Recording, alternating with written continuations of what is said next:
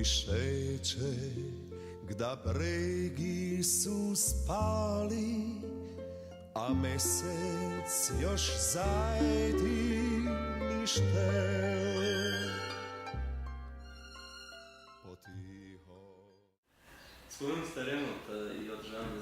Zašto se zbrinjava na način da se vrati u HŽ infrastrukturu, kad vjerojatno u sljedećih par godina nemamo posla za te druge zadaće?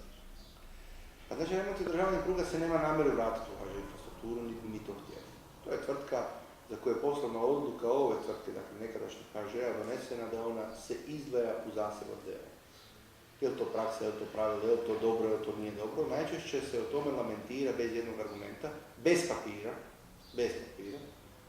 i papire koje sam na tu temu vidio su ljubavna pisma, a ne analitike financijske. Dakle, remont se ne vraća u HŽ infrastrukturu. Društvo remont treba prestrukturirati, to mi je izuzetno bitno.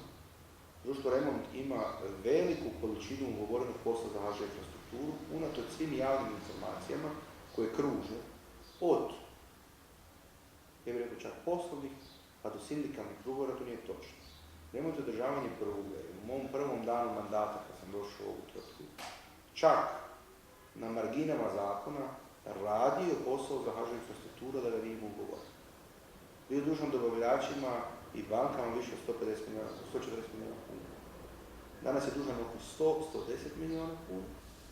Godinu dana za toga ima 70 milijuna kuna ugovorenog posla, što prije godinu i pol dana nije imao lipe ugovora od HŽ infrastrukture. Izravno ili neizravno. Ako ga se sanira, sanirat će ga se na teret poslovanja svih sastavnica HŽ Holdinga, bez prelazaka zaposlenika u HŽ infrastrukturu. Mi smo uložili izuzetan trud i napor kao uprava HŽ infrastrukture i u našem mandatu je ovu tvrtku napustilo 960 zaposlenika. U samo godinu dana našu tvrtku i cijelu grupaciju, dakle sva naša povezana društva je bilo zajedno. U samo godinu dana to je bilo 840 zaposlenika. Zašto da sada mi iz drugih sastavnica HŽ Holdinga ili naše ovisne društva preuzimamo zaposlenike ovdje u HŽ infrastrukturu? Na potrebu. Oni ljudi koji su u procesu zbrinjavanja nas i ovisnih društava proglašeni viškom i ušli u željeznički fond, oni se raspoređuju, neki u Proregu ima nekoliko zaposlenika, neki u druga društva, a jednim dijelom i u HŽ infrastrukturu. A to je naša interna burza rada koju smo mi svi i kao socijalni partneri i kao uprave davni dana 2007. godine, 2006. ili 2007. godine ostavili. I tu ja ne vidim nikakvih problema da ljudi sa interne burze rada fluktuiraju. Da li će dio njih sada biti zaposlen na radilištima na Ličkoj pruzi, na Lokama Dreveniku, na Križevci Koprivnica, ako treba, tu su. Nema vanjskog zapošljavanja. Ako nisu kvalificirani, može samo isključivo sezonac. Ali ljudi iz remonta ne prelaze u HŽ infrastrukturu. Oni koji su bili izvučeni, ako se dobro sjećam, to je bio između 6. i 9. mjeseca prošle godine.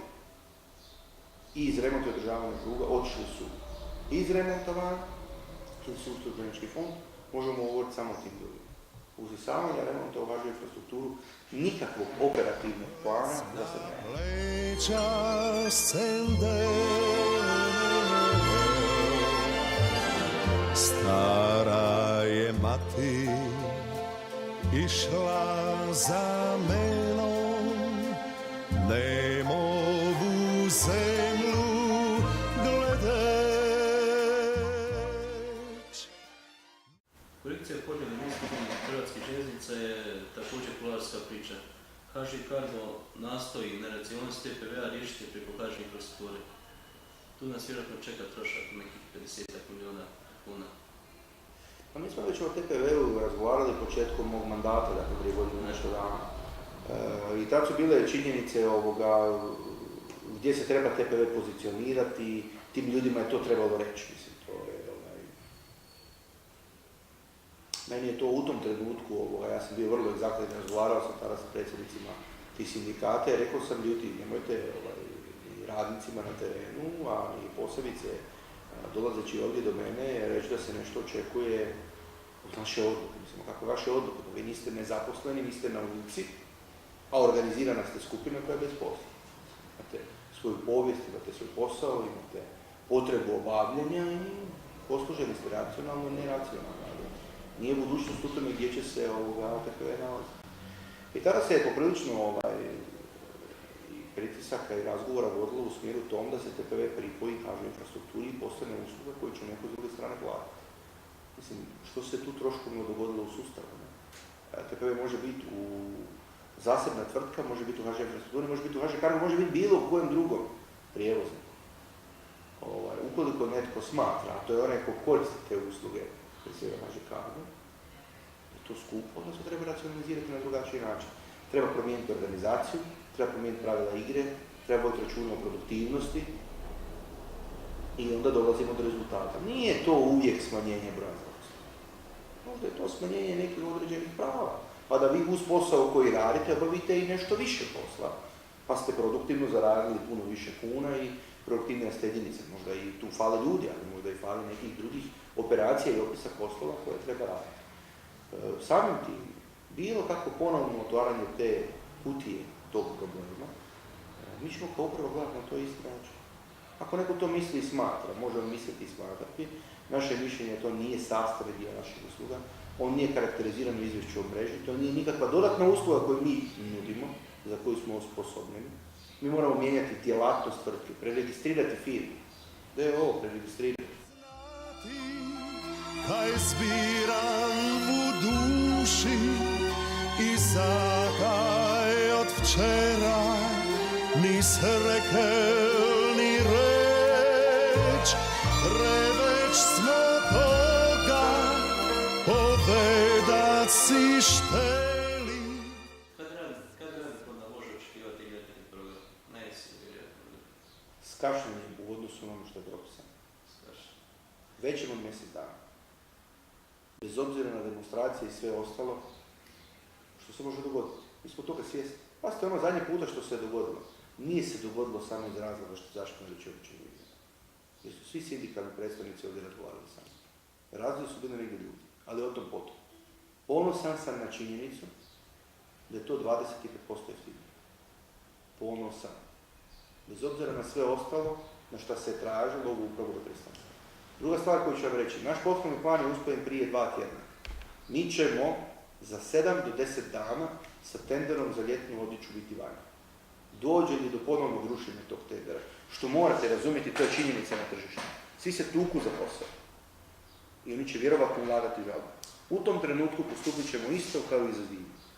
Poništit postupak i od onoga što smo na natječaju dobili najpovoljnije, govoriti. Dajte nam instrumente osiguranja i maksimalno skratite ispod. Napravit ćemo taj posao. Tada pristajemo na kompromis da nismo to rešili trajno za 4 godine, ali iza toga imamo okvirni financijski sporazum za 4 godine, za ljeto i za zimu, ili financijski ili operativni leasing za ljeto i za zimu. Mi to moramo osigurati. Ne samo na području zaštitne odjeće i obuće. Tračnica je strateški materijal. Klinički prak, tirfo, vijek. Sve su to strateški materijal, kamen. Takve stvari željeznica mora imati na raspolaganju. A ne čekat, hoće neko odobriti poslovni plan, hoće li ga upravo usvojiti, možda se nama ne da usvajati poslovni plan. Postupak nabave, 45 dana minimalni zakonski rok tendera, 42 do 45, odabir, 15 dana rok za žalbu, mjesec, 2 dana za rješavanje povjerenja. Naša ovisna društva koja stoje jedan dan, koštaju najmanje 178.500 kuna. 175 da bi bilo lakše računati. Koštaju jedan dan kad stoje. Taj dan nije došao kamion kamena ili 20 kamiona kamena, mi imamo 175.000 kuna financijskih rashoda unutar grupacije koje nismo pokrili sa radom. Dakle, nekakve strateške stvari, bitne za ovu tvrtku, za njezino funkcioniranje, od zaštitne odjeće obuće do praga, šine, tračnice, da ne bude možda volnim kamena, moraju biti dostupni u ovoj kompaniji 24 sata na dan, 360 dana godine. Moraju. I to je naš posao koji radimo. Pazite, ovakve predrasude u ovoj kompaniji, u ovoj tvrtci razbiti su potrebne godine. Ali rezultati se vidi. I toga veseli. Zabili već